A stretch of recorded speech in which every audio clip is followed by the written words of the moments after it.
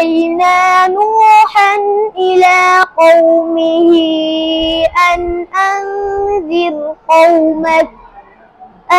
أنذر قومك من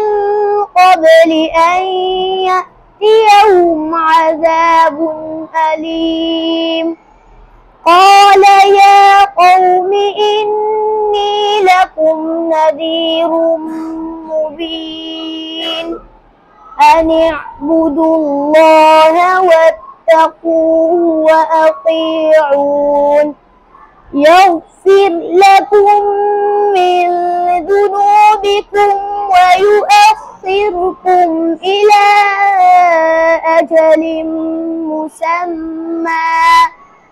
إن أجل الله إذا جاء لا يؤخر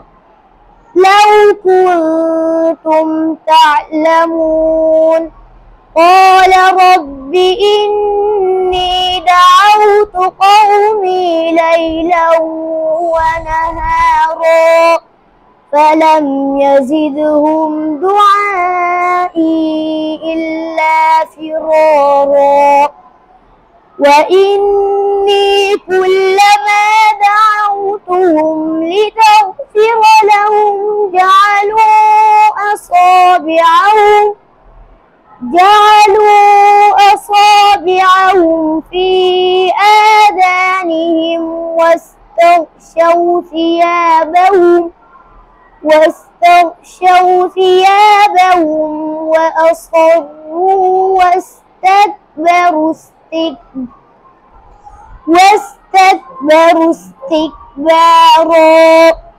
ثم إني دعوتهم جهارا ثم إني أعلنت لهم وأسررت لهم إسرارا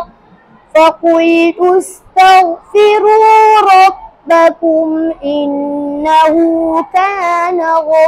غفارا